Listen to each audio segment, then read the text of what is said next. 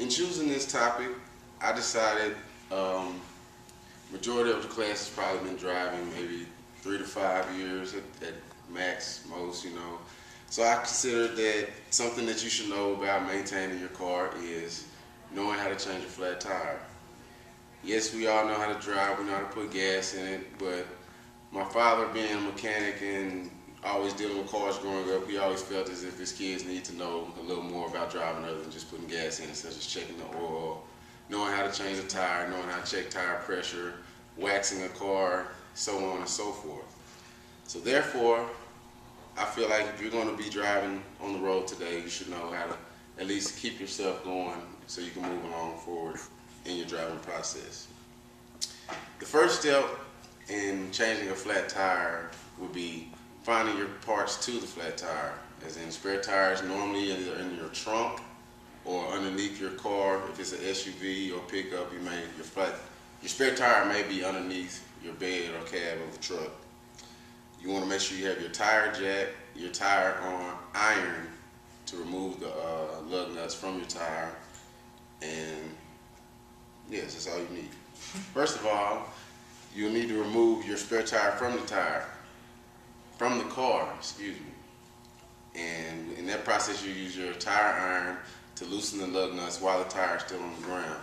Once you loosen your lug nuts, you then want to place your jack underneath your car. If you do not know where your jack is supposed to go, your car manual should be somewhere in the car and it'll let you know exactly where to put the jack to raise your car.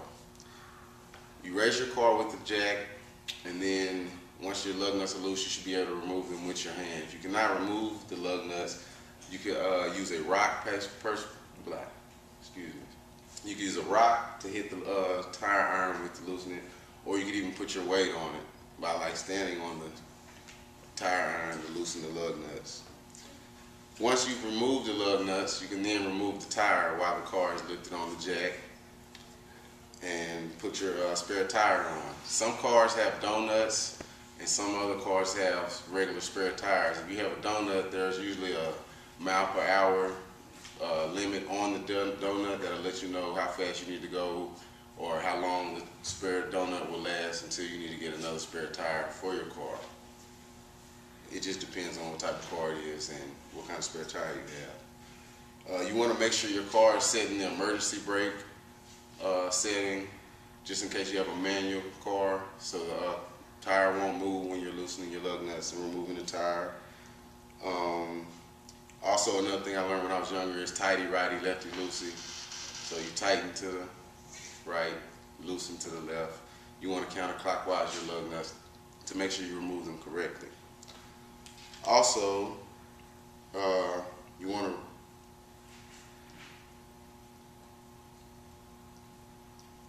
place the spare tire on. When you place the spare tire on, I'm going to draw this out for you so you understand more what I'm saying. This is your tire. These are your lug nut jacks. On your car, you'll have this area right here to place your lug nut jack. And you want to make sure you align your lug nut holes on your lug nut jack parts of your car. Once you place the tire on the lug nut jacks, you want to screw them in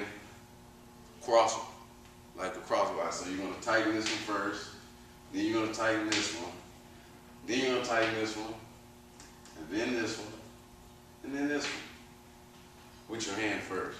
Once you screw them on tight enough with your hand, you're able to place the car. You're able to lower the jack back down to the ground and use the ground and the weight of the car to tighten the lug nuts even further. Yeah, okay.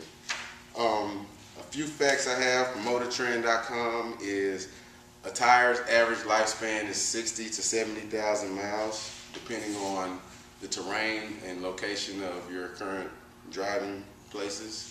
Such as more flat lands and straight roads, you'll be able to use more of the maximum life of a tire. When you have lots of stoppages and turns and rough roads, sometimes a good tire can only last up to 30 to 40,000 miles. Also, you want to make sure you check your tire pressure, check your tires lining. Sometimes they say if you could put a penny inside of it, a penny inside your tire thread, and the thread Abe's head, then it's about time to change your tires, which can also help prevent having a flat tire and you having to go through this changing of a tire process. Also, a few other things that you should keep in your car just to help in case this happens is a flashlight, gloves, a rubber mat, or something that you can kneel down on to use in changing the tire. Tire blocks to keep the car set in stone. Also, fix a flat. Maybe it's a leakage in your tire and you can just spray some fix a flat in your air hole to get you further down the road to make it to a service station so you can change your tire. In conclusion, a few things I'm going to repeat. Find a safe spot to pull over. Make sure you're on flat ground. You don't want to change the tire on uneven surface because that'll contribute to more dangerous situations in changing your tire. Make sure your hazard light's on. Maybe if it's nighttime, you want to make sure you're seen. You might be able to flag someone down in the process. Use a wrench to loosen your lug nuts. Use the jack to lift the car off the ground. Remove the tire from the car. Replace the spare tire. Make sure you discard of your